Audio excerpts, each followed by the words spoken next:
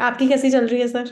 बस मैम बढ़िया चल रही है। मेरी भी ऐसे ही है, मतलब बस सुबह उठते हैं, काम करते हैं, रात को सो जाते हैं। बस ऐसे ही चल रही है अभी तो। और एक चीज मैम और आपसे पूछना चाहूंगा। बहुत से बच्चे तो आपसे पूछते ही हैं इंग्लिश कैसे इम्प्रूव की जाए। तो मुझे इंग्लिश नहीं इम्प्रूव, इंग्लिश तो इम्प्रूव्ड है, मतलब अ,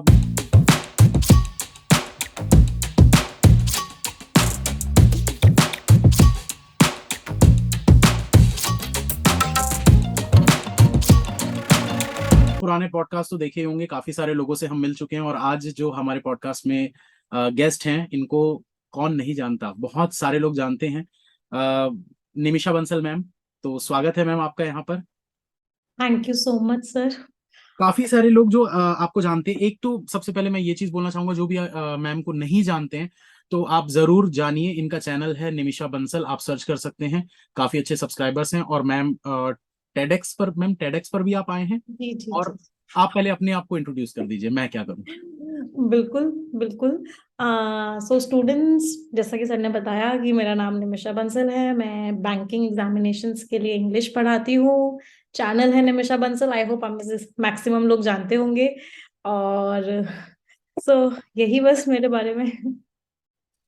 तो मैम आपको मतलब ऐसे यूट्यूब में आने का कैसे आपने सोचा, ये कैसे मतलब आप यूट्यूब फील्ड में आई ऑनलाइन क्लासेस में। सर मेरा ना यूट्यूब में आने का कभी से मन नहीं था। मतलब मुझे ये था कि मेरे सामने बस बच्चे बैठे हों और मैं उनको पढ़ाऊं। तो ऑफलाइन क्लासेस में लेती थी हमेशा से। 2011 से इनफैक्ट मैंने ऑफलाइन क्लासेस लेना स्टार्ट किया था। बहुत अलग अलग जगह हो रही थी। फिर एक ऐसा टाइम आया जब हुआ क्या कि ऑनलाइन बहुत तेजी से ग्रो कर रहा था। ऑफलाइन में एक लिमिट थी कि आप एक बार में 100 स्टूडेंट्स को पढ़ा सकते हो या 150 स्टूडेंट्स को पढ़ा सकते हो, उससे ज्यादा नहीं पढ़ा सकते। और बहुत अप्रिसिएशन मिल रहा था मुझे मेरे ऑफलाइन स्टूडेंट्स से, ये सारी चीजें हो रही थी। तो मैंने सिर्फ एक क्लास लेने के लिए अड्डा 247 में गई। मैं उनके ऑफलाइन में पढ़ाती थी, करियर पावर में। तो मैंने वहां उनके चैनल पे एक ऑनलाइन क्लास ली और वहां स्टूडेंट्स को बहुत पसंद आई वो क्लास। तो उनके पास भी डिमांड आना स्टार्ट हो गया कि निमिषा मैम की ऑनलाइन क्लासेस आप करवाइए। मुझे उन्होंने ऑफर दिया कि मैम आप ज्वाइन कीजिए, आप ऑनलाइन क्लासेस में आइए। बट मुझे ऑनलाइन क्लासेस लेने में वो मजा नहीं आया। क्यों नहीं आया? कि आप कैमरे को देख के क्या पढ़ाओगे? सामने बच्चे बैठे होते हैं, इंटरेक्शन अच्छा हो रहा होता है तो मजा भी आता है। तो मैंने उनको मना किया कि मुझे नहीं करना है। फिर कुछ डिस्कशन के बाद ऐसा डिसाइड हुआ कि 3 दिन ऑफलाइन 3 दिन ऑनलाइन। तो हम्म। ऐसे करके जर्नी स्टार्ट हुई ऑनलाइन में। फिर उसके बाद धीरे धीरे ऑफलाइन खत्म होता गया, ऑनलाइन और होता गया। फिर कोविड आ गया तो ऑनलाइन और हो गया, और हो गया। फिर उसके बाद यूट्यूब चैनल मैंने इसलिए बनाया था क्योंकि मुझे एक एग्जाम था एसबीआई पीओ का और बच्चों को ऑल द बेस्ट विश करना था रात को। अब क्योंकि मैं वहां वर्क कर रही थी तो वहां तो आप चैनल्स को एक्सेस नहीं कर सकते रात को। तो उस दिन मुझे लगा कि मुझे अपने स्टूडेंट्स को विश करना है, तो मैं अपने खुद के चैनल से विश करूंगी। तो मेरी सबसे पहली जो वीडियो आई थी वहां पे मैंने स्टूडेंट्स को ऑल द बेस्ट विश किया था एसबीआई पीओ के लिए। तो यहाँ से निमिषा बंसल यूट्यूब चैनल की जर्नी स्टार्ट हुई। और फिर उसके बाद बैक टू बैक क्लासेस आती रही, अन अकेडमी आया, सारी चीजें हुई। और इस ये जगह मिल गई। तो ये ऑनलाइन तो चलिए आप कैसे आए ये तो पता चल गया, बट आपने इंग्लिश सब्जेक्ट ही क्यों चुना, या आप मतलब शुरू से ही इंग्लिश में ही मतलब आपको टीचिंग जी करना था। मतलब स्टार्टिंग से अगर मैं बात करूं तो इंग्लिश जो है मेरा फोटे था हमेशा से। आईसीएससी उसमें थी, मैं बोर्ड में थी। तो वहां पे बहुत डिबेट्स होते थे, बहुत कॉम्पिटिशन्स होते थे। मैं हमेशा हर किसी कंपटीशन में पार्टिसिपेट करती थी। हमेशा बहुत अच्छी रैंक आती थी। तो मुझे ऐसा नहीं था कि मुझे टीचिंग में जाना है, बट मुझे ये था कि मुझे ना कोई ऐसा काम करना है जहाँ पे मैं ज्यादा से ज्यादा इंटरेक्ट कर सकूं लोगों के साथ। तो यहाँ से एक अंदर से मोटिवेशन था। बट उसके बाद होता क्या, जनरली 10th के बाद पेरेंट्स ने बोला इंजीनियरिंग इंजीनियरिंग। आसपास भी सब थे भी पढ़ाई में अच्छी हो, इंजीनियरिंग कर लो। तो आईआईटी का एग्जाम दिया, कोटा भी गई उसके लिए 2 साल। बट एग्जाम क्लियर नहीं हुआ, वापस आ गई। जीएलए में थी जब कॉलेज सॉरी, जब ग्रेजुएशन चल रही थी तो एक दिन बच्चों को पढ़ाने का मौका मिला था। हमारे पास में ही एक एनजीओ हुआ करता था, उड़ान। वहां पे जितने भी आसपास के लेबरर्स के बच्चे थे उनको पढ़ाने के लिए मैं गई थी, और मेरी पहली क्लास थी।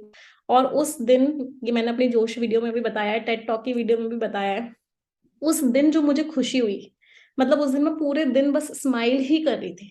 अब मुझे रियलाइज हुआ कि मुझे तो टीचिंग ही करनी है। मतलब मैं बिल्कुल क्लियर थी इसमें कि टीचिंग के अलावा मुझे कुछ और करना ही नहीं है। ग्रेजुएशन सेकेंड ईयर की ये बात है। ग्रेजुएशन फाइनल ईयर में मेरा सिलेक्शन हुआ इन्फोसिस में।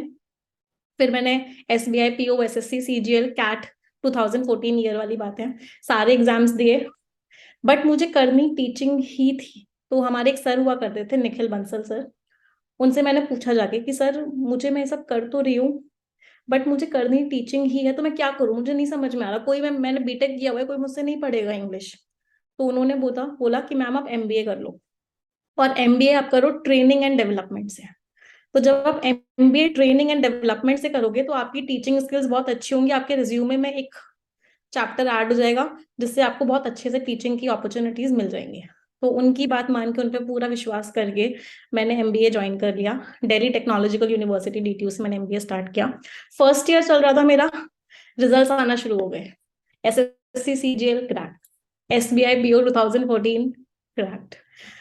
बहुत बड़ा डिलेमा था, बहुत बड़ा। पेरेंट्स ने बोला कि भाई सरकारी नौकरी मिल रही है जिसके लिए लोग इतनी मेहनत करते हैं, why don't you join it, आप क्यों नहीं ज्वाइन कर रहे हो उसे।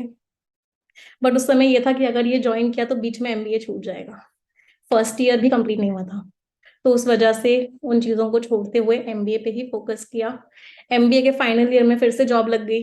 हाँ, एक कंपनी थी ऑयस्टर लर्निंग प्राइवेट लिमिटेड, जहाँ पे मुझे जॉब मिली थी कि जितने भी ऑल ओवर इंडिया के MBA के स्टूडेंट्स हैं उनको मुझे ट्रेनिंग्स देनी है, इंटर्नशिप्स की। उसको भी 2 महीने बाद छोड़ दिया और फिर फाइनली टीचिंग में आ गई। सक्सेस का डेफिनेशन तो मैम आपसे बेहतर कोई नहीं दे सकता। तो आप मतलब अपनी लाइफ में एक सक्सेसफुल इंसान, जो हम सोचते हैं ना कि यार मैं तब सक्सेसफुल अपने आप को मानूंगा, या मेरे मैं ये अचीव कर लूंगा तब मैं अपने आप को सक्सेसफुल मानूंगा, तो आपके हिसाब से सक्सेसफुल होने का डेफिनेशन क्या है? सक्सेस का डेफिनेशन क्या है? सर मेरे हिसाब से ना, सक्सेसफुल होने का डेफिनेशन है कि जब आप रात को सोने जा रहे हो, आपके मन में एक सेटिस्फैक्शन है कि आज मैंने पूरे दिन जो किया, जो मैंने अपने आप से एक्सपेक्ट किया था उसको मैंने पूरा कर लिया। अगर मैंने आज एक टू डू लिस्ट बनाई थी, अगर मैंने उस रात को उस टू डू लिस्ट को पूरा भी कर लिया तो मैं सक्सेसफुल हूँ। ऊपर से सक्सेस पे मैं बहुत ज्यादा फोकस नहीं देती, मुझे लगता है वो जो जर्नी होती वो जो रास्ता होता है, उसमें छोटे छोटे माइलस्टोन्स ही सक्सेस है हमारी।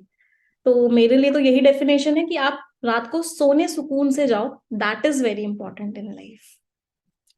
अ, और आपकी जिंदगी में हमेशा कोई ना कोई आपसे ऊपर होगा ही किसी ना किसी पॉइंट पे।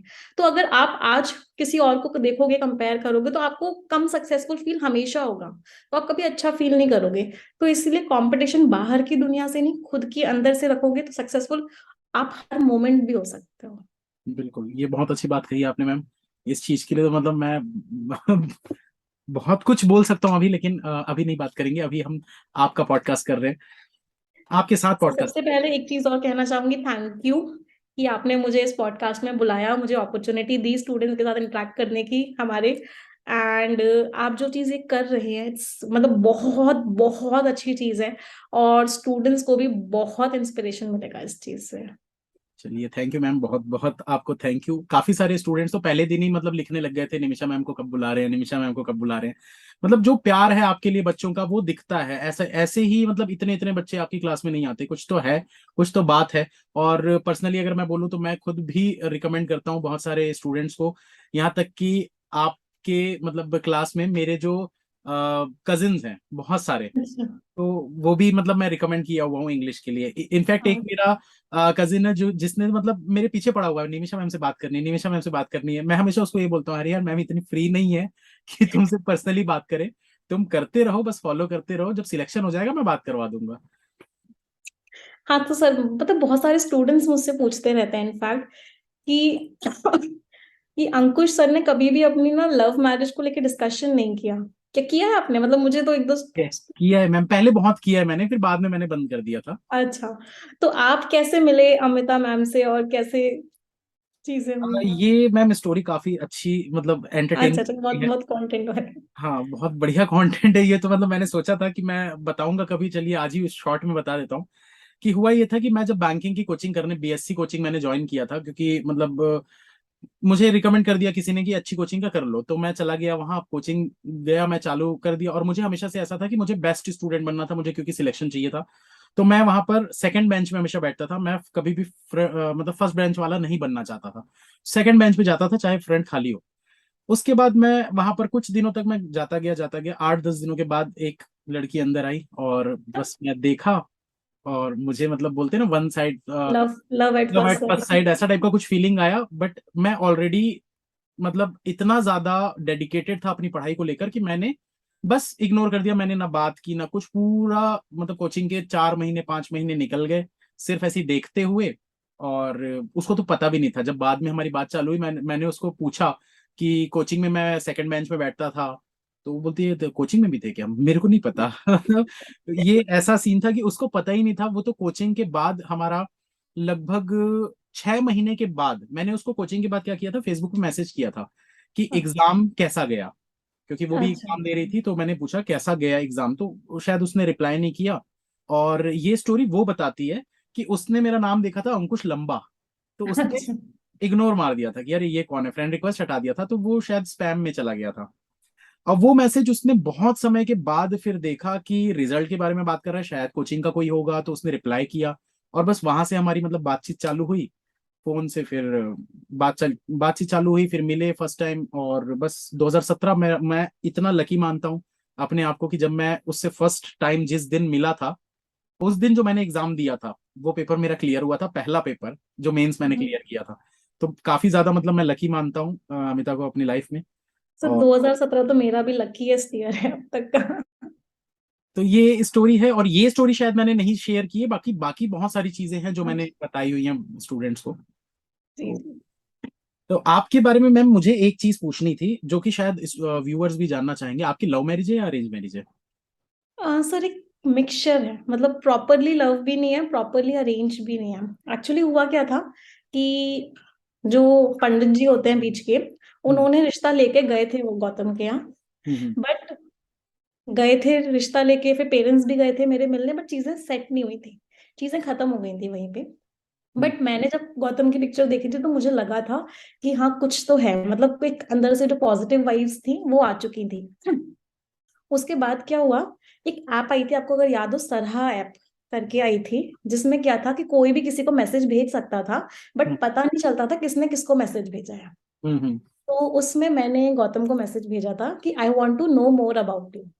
हम्म तो उन्होंने उसका रिप्लाई शेयर किया, उनको नहीं पता था कौन मैसेज कर रहा है, उन्होंने उसका रिप्लाई शेयर किया कि अगर नहीं पता है तो पूछ लो मेरे बारे में क्या जानना चाहते हो। तो फिर मैंने उसका रिप्लाई किया कि क्या पता तुम रूड और सरकास्टिक निकले तो हम्म उसका उन्होंने कुछ रिप्लाई किया। फिर मुझे लगा कि मैं जो कर रही हूँ वो शायद ठीक नहीं है। मैंने बोला ठीक है, गुड बाय स्ट्रेंजर, अब हम हो सकता है अगर फ्यूचर में हमें मिलना होगा तो हम शायद मिलेंगे। बात वहीं खत्म होगी। उसके बाद काफी दिन बाद उनका फेसबुक पे मेरे पास मैसेज आया कि निमिषा क्या वो तुम ही थी, मतलब हम कभी मिले नहीं, हम कभी बात नहीं हुई, कुछ भी नहीं हुआ। एंड आई वाज लाइक ना, पता कैसे चला कि वो मैं ही थी। तो ही सेड कि मुझे इंट्यूशन हुआ, मुझे ऐसा फील हुआ, आई डोंट नो व्हाई। तो वहां से हमारी बातचीत होना स्टार्ट हुआ, लगभग 1 से 1.5 महीने हम लोगों ने बात की। फिर गौतम ने बोला कि भाई पापा को पूछ लो शादी करवानी है क्या उनको। मैंने पापा को बोला, पापा बोले क्या हो गया, अभी 2 साल हैं, 1.5 2 साल हैं, अभी आराम से करवाएंगे शादी, इतनी जल्दी क्या है। तो मैंने बोला नहीं, मुझे इसी से करनी है शादी। फिर उसके बाद शादी हो गई।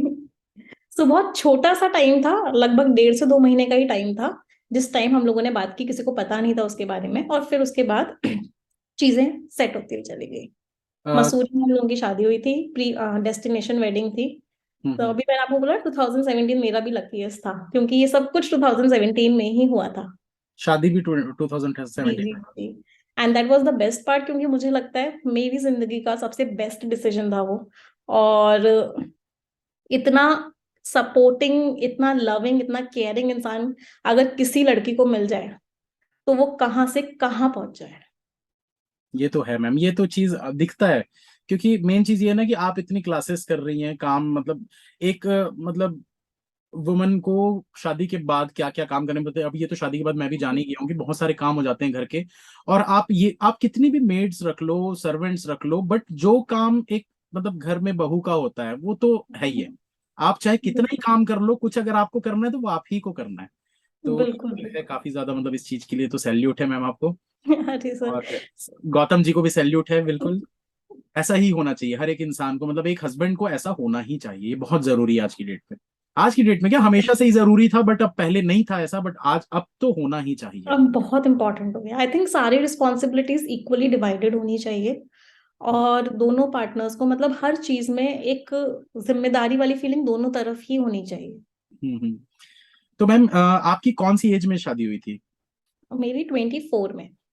24 में? तो काफी मतलब आपको नहीं लगा कि काफी जल्दी आपने शादी कर ली थी? हाँ, वो मेरे घर पेरेंट्स को लगा था, सबको लगा था, बट एक्चुअली क्या होता है ना, हम बनिए हैं मतलब ये हमारे यहाँ क्या होता है, जनरली 18, 20, 21, 22 तक मैक्सिमम शादियां हो जाती हैं लड़कियों की। हम्म। मैंने 24 तक बहुत लंबा खींच लिया था। हम्म। और इनफैक्ट गौतम की फैमिली तो ऐसी थी, उन्होंने तो डिक्लेयर ही कर दिया था कि भाई अब इसकी 24 साल की उम्र, गौतम की भी 24 में हुई है, अब इसकी 24 साल की उम्र में शादी नहीं हुई तो बड़ी मुश्किल आने वाली है शादी होने में। क्योंकि हम्म। हमारे यहाँ शादियां बहुत जल्दी हो जाती हैं। अच्छा। आपकी सर किस एज में शादी हुई? मेरी मेरी भी 26 में हुई अच्छा, थी। 26 में हो तो मुझे लगता है आप मुझसे छोटे हैं एज में। मैं 93 बॉर्न। अच्छा, मैं 92 हुआ। मैं 93 बॉर्न हूँ। और एक आपका बर्थडे कब आता है मैम? नवंबर, 14 नवंबर। 14 चलिए। अच्छा, आपका? रिसेंटली मैम मेरा 10 अगस्त 1990। अच्छा, ओके। अभी रिसेंटली मैम सुनने में मिला था कि आप बाली गई थी घूमने के लिए। जी जी। तो मैं जानना चाहूंगा कि कुछ एक आप उसके बारे में बता रही थी कि वहाँ कुछ एक थेरेपी या ऐसा समथिंग कुछ होता है, वो क्या चीज है? मैं भी जानना चाहूंगा क्योंकि मैं भी जाना चाहूंगा वहाँ। बिल्कुल, सो बेसिकली ये जो ट्रिप थी हमारी स्पिरिचुअल ट्रिप थी। इसमें हमने अपनी बॉडी को पूरा अंदर से क्लीन किया। कैसे किया? साउंड मेडिटेशन से किया, एनर्जी हीलिंग से किया। तो उसमें बेसिकली क्या होता था, फॉर एग्जाम्पल जैसे मैं आपको फर्स्ट क्लास बता दूं, जो मेरी सबसे पहला सेशन था वहां पे, हम लोग को आराम से लेटने के लिए बोल दिया गया था। बहुत सारे लोग थे वहां पे, अराउंड 50+ लोग थे। एंड हमको सिर्फ तेज तेज ब्रीदिंग करनी थी, सांस लेनी थी, और कुछ भी नहीं करना था। 15 to 20 minutes, it was a very difficult experience. But उसके बाद हुआ क्या कि कोई ना बहुत तेज रोने लगा, कोई इंसान बहुत तेज तेज चिल्लाने लगा, कोई बहुत चीखने लगा, कोई बहुत अजीब अजीब तरह के मूवमेंट्स करने लगा। तो ये क्या था कि जो इमोशंस हम लोगों ने इतने टाइम से अपने अंदर दबा के रखे हुए थे वो रिलीज होना स्टार्ट। जब वो हमें बता रहे थे कि ऐसे इमोशंस रिलीज होंगे, हमें नहीं लग रहा था कि ऐसा कुछ होगा भी। तो फर्स्ट वॉज कि इमोशंस, जो पेंट अप इमोशंस थे वो सारे रिलीज किए। फिर उसके बाद मेडिटेशन सेशंस थे काफी सारे। फिर उसके बाद योगा सेशंस थे। फिर उसके बाद एक जो चीज जो मुझे सबसे ज्यादा मतलब कहते हैं ना, दिल पे मतलब जिस रूप में तो सबसे ज्यादा टचिंग थी मेरे लिए, वो ये थी। एक योगा सेशन था उसमें, जहां पे हमें डिफिकल्ट डिफिकल्ट पोजेस में अपनी बॉडी को होल्ड करना। ये तो बहुत नॉर्मल सी चीज है। बट उस टाइम पे जो उनकी टीचिंग थी, जो उन्होंने, जो वहां के हमारे फैसिलिटेटर थे, उन्होंने हमको बोला कि लाइफ भी ऐसी ही है। आप डिफिकल्टी में हो, आप बहुत प्रॉब्लम से जूझ रहे हो, आप बहुत दर्द को सफर कर रहे हो, उस टाइम पे उस दर्द को आप फील मत करो। मतलब ये थोड़ा सा ज्यादा उस लेवल पे हो गई, बट आपको क्या करना है, उस दर्द को सिर्फ देखना है। एक एक्सटर्नल चीज की तरह देखना है। मतलब मुझे हाथ में, मेरे हाथ में बहुत तेज दर्द हो रहा है, लेकिन वो मुझे वो दर्द फील नहीं हो रहा। मैं सिर्फ देख रही हूँ उसको कि हाँ, हाथ में दर्द हो रहा है। तो एक वो वाला फेस उन्होंने हमको अचीव करवाया। तो अब मेरे साथ भी ये चीज होने लगी है कुछ दिनों से, कि अगर मुझे कोई बॉडी में कोई प्रॉब्लम हो रही होती है या कोई हेल्थ इश्यू हो रहा होता है, तो मुझे वो बहुत ज्यादा फील नहीं करता, बहुत ज्यादा हैम्पर नहीं करता मेरी थिंकिंग को, क्योंकि मैं उसको एक्सपीरियंस ही नहीं करती। मैं उसके लिए सिर्फ एक ऑब्जर्वर बन जाती हूँ। तो ये पूरा प्रोसेस हमने सीखा उस पूरी की पूरी वर्कशॉप में। चलिए, मैं ये एक्सपीरियंस लेना चाहूंगा बिल्कुल। काफी अच्छी चीज है ये, मतलब मैंने सुना तो है ऐसा, मतलब मैं चाहता हूँ मैं भी कुछ करूँ। अब जैसे आपको मैम मैं अगर बताऊं तो आपका शायद एक ब्लॉग आया था 5 AM करके कुछ, आपने एक ब्लॉग हाँ बनाया एक्सरसाइज वाला समथिंग। जी। और वो एक समय था जब मेरे थोड़े से हेल्थ इश्यूज बहुत ज्यादा चल रहे थे, कोलेस्ट्रॉल बहुत बढ़ा हुआ था मेरा, ट्राइग्लिसराइड्स बहुत, मतलब हाई रिस्क से भी ऊपर सारी चीजें चल रही थी, आर्टरीज में ब्लॉकेज वगैरह आ गए थे। तो वो मैंने देखा, मैं बोला यार कि मैम भी तो क्लासेस लेती हैं दिन भर, मतलब जो मैं काम कर रहा हूँ वही काम आप भी कर रहे हो, क्योंकि आपके भी फॉलोअर्स लगभग उतने ही हैं, मेरे भी फॉलोअर्स लगभग उतने ही हैं, और क्लासेस भी लगभग, हमारा टारगेट्स वारगेट सब कुछ सेम है। तो मैंने ये सोचा यार फिर आपको तो घर के भी काम करने हैं, तो अगर आप कर रहे हो तो मैं क्यों नहीं कर पा रहा हूँ? तो ये चीज मैंने उस दिन सोची थी और मैंने करने की कोशिश की, हालांकि मुझसे हो नहीं पाया। तो इसके पीछे क्या रीजन है मैम कि कैसे आप 5 बजे उठ जाते हैं? और मतलब शायद मैंने पहले भी पूछा है बट यहाँ। 5 बजे उठने का ना, सिर्फ एक छोटा सा सिंपल सा सोल्यूशन है। हम्म। 8 बजे सो जाओ। अगर आप 8 बजे सो जाओगे ना तो आपकी नींद खुद ब खुद 4, साढ़े 4, 5 बजे खुल जाएगी। और स्टार्टिंग में डिफिकल्ट लगता है, 10 दिन डिफिकल्ट लगेगा, 20 दिन डिफिकल्ट लगेगा, बट उसके बाद एक हैबिट बन जाएगी और आसानी से। सर आपको एक चीज और बताती हूँ, मैं अपने बाली जाने के से पहले ही बता रही हूँ, मेरी तबीयत बहुत खराब हो गई थी, गले में पेन, और स्टूडेंट्स को भी, मैंने वेट भी बहुत ज्यादा गेन कर लिया था, चीजें थी। लेकिन अभी जब मैंने मेडिटेशन वाला सेशन किया पूरा बाली के जाने के बाद, जब से मैं उसको रेगुलर कर रही हूँ, मुझे अपनी हेल्थ में बहुत डिफरेंस दिख रहा है। इनफैक्ट स्टूडेंट्स के भी आप कमेंट्स देखोगे क्लासेस वगैरह में, तो बच्चे कह रहे हैं आप बिल्कुल चेंज हो गए हो, अचानक से चीजें हो गई हैं। तो एक इसका रीजन एक मेडिटेशन भी है। मेडिटेशन जब हम करते हैं, अगर हम सिर्फ 10 मिनट रोज भी मेडिटेशन करते हैं, तो हमारे अंदर ना बहुत ठहराव आता है, और जो हम फोकस करना, जो गोल हम बनाते हैं उसको पूरा करने के लिए हम एफर्ट्स भी लगाना स्टार्ट कर देते हैं। तो एक मुझे जो लगता है, मेडिटेशन जो मुझे बहुत हेल्प किया है। ये तो है, मेडिटेशन तो काफी ज्यादा मतलब हेल्पफुल है। और मैं भी मतलब बोलूं तो एक पहले का जो अंकुश लांबा था, मतलब 2017 18 19 20 21 में जब मैंने कंपनी छोड़ के, मैं कुछ समय का ब्रेक में जब मैंने लिया था, वो उससे पहले तक मैं बिल्कुल डिफरेंट पर्सन था। और आने के बाद मैं वापस डिफरेंट हो गया था, एकदम एकदम शांत नेचर मेरा। बच्चे मतलब बच्चे ये सोचते थे कि सर आप पहले गुस्सा करते थे, इतना ज्यादा गुस्सा करते थे, आजकल आप गुस्सा नहीं करते। कल हालांकि मैंने कर दिया, बहुत समय का मतलब ये जो 2 सालों का था ना, वो पूरा कल निकल गया। तो ये मतलब इतना शांत मैं हो गया हूँ, बच्चे भी मतलब एक्सेप्ट नहीं कर पा रहे थे इस चीज को कि कैसे सर कैसे। तो ये करता है, बहुत ज्यादा हेल्प तो करता है इस चीज में।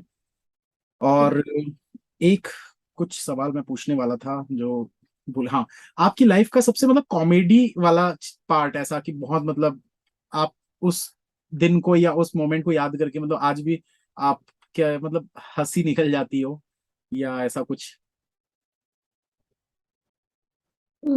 कॉमेडी वाला पार्ट ऐसा कुछ कुछ क्लास में ही कभी हो गया हो पढ़ाते समय कुछ? घर पे हुआ था। इनफैक्ट एक बार क्या था, मैं, मेरा भाई और मेरे पापा, हम तीनों ना बेड पे सो रहे थे ऊपर, और मम्मी नीचे जमीन पे गद्दा बिछा के सो रही थी। तो हमें ना मम्मी से कुछ चाहिए था, तो ना हम बार बार बोल रहे थे मम्मी सुनो ना, सुनो ना, सुनो ना। वो सुन ही नहीं रही थी, उठ ही नहीं रही थी। अचानक से मेरे भाई ने बोला कि मम्मी छिपकली। और उस समय वो इतनी तेज उठ के हम लोगों के पास आई। तो और हम लोग मतलब बहुत बहुत बुरी तरह हंसे थे, मतलब for the next 15 to 20 minutes हम चारों हंस ही रहे थे।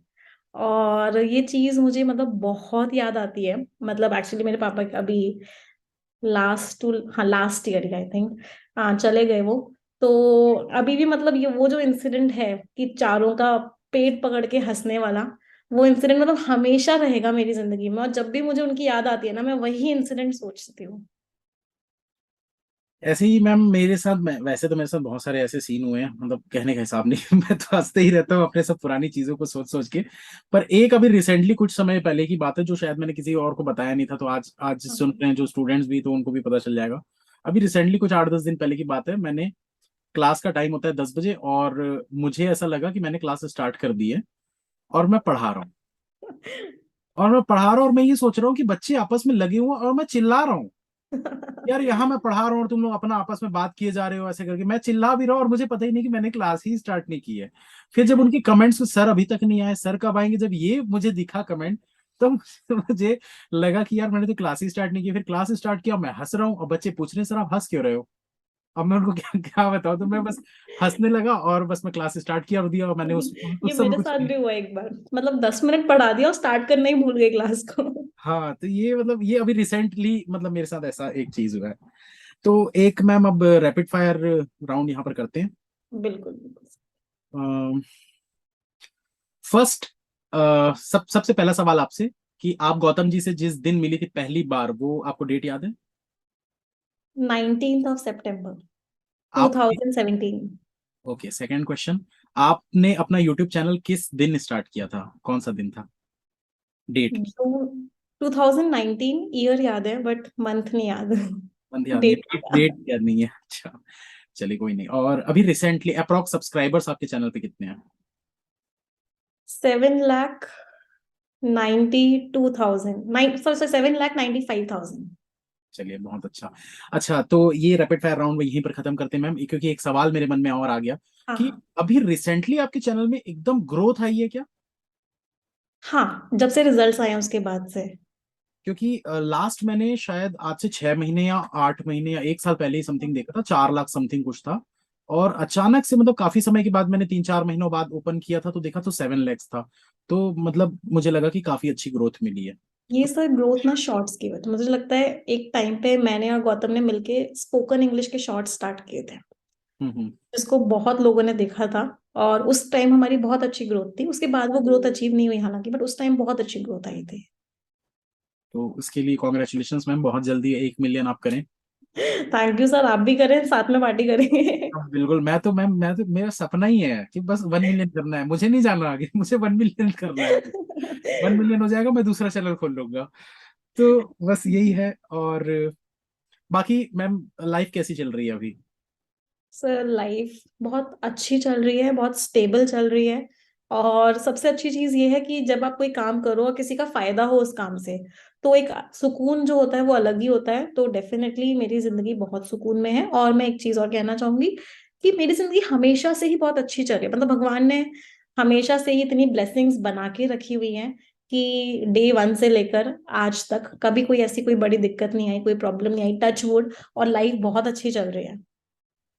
आपकी कैसी चल रही है सर? बस मैम बढ़िया चल रही है, मेरी भी ऐसे ही है। मतलब बस सुबह उठते हैं, काम करते हैं, रात को सो जाते हैं बस ऐसे ही चल रही है अभी तो। और एक चीज मैम और आपसे पूछना चाहूंगा। बहुत से बच्चे तो आपसे पूछते ही हैं इंग्लिश कैसे इंप्रूव की जाए। तो मुझे इंग्लिश नहीं इम्प्रूव, इंग्लिश तो इम्प्रूव्ड है, मतलब स्पोकन इंग्लिश मैं ना बोल नहीं पाता। जैसे मुझे आज भी याद है वो दिन कि जब हम फर्स्ट टाइम ट्रिप पे गए थे, फॉरेन ट्रिप पे, तो जाने से पहले मैं अमिता को बस यही बोल रहा था, यार मैं बात कैसे करूंगा इंग्लिश में। मुझे आप लेटर लिखवा लो, मतलब या रीडिंग करवा लो या जो करवा लो, मुझे समझ में सब आता है, मैं लिख सकता हूँ।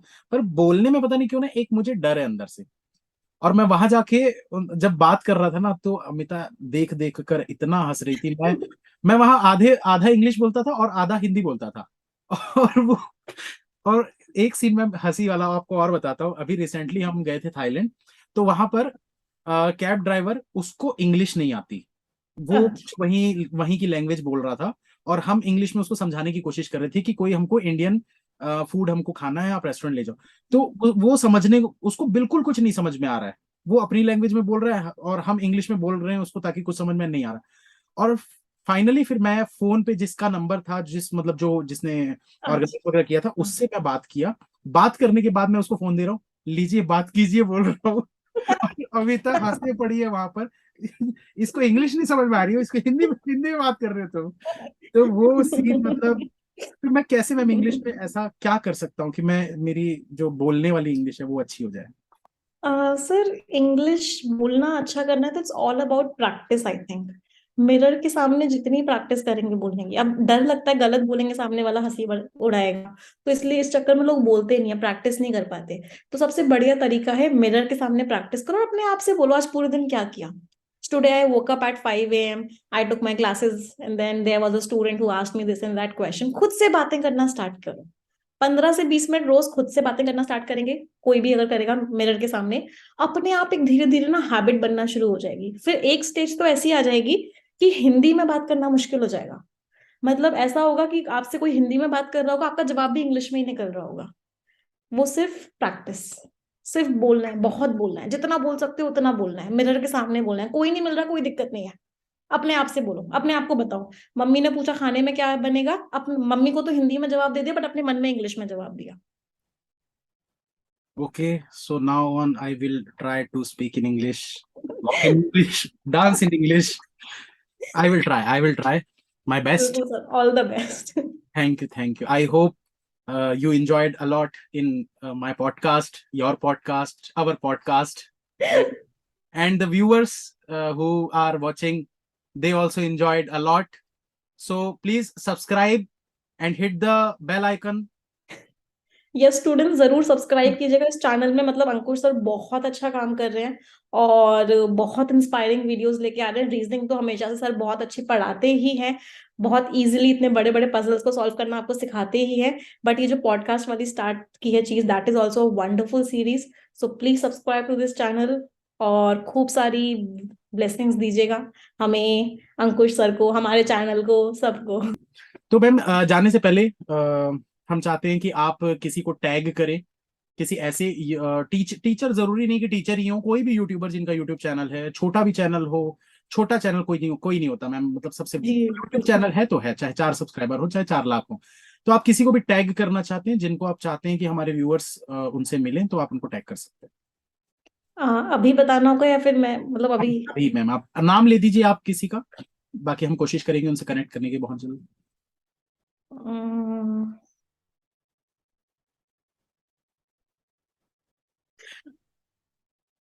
गौतम सर से भी कर सकते हैं, कोई दिक्कत नहीं है।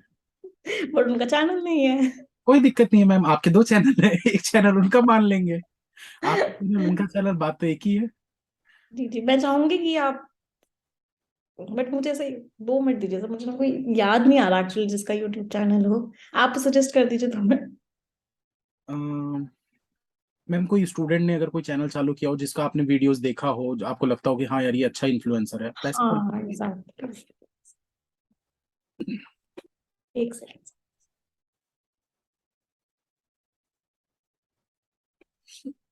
एक्चुअली मुझे उसका यूट्यूब चैनल का नाम नहीं पता।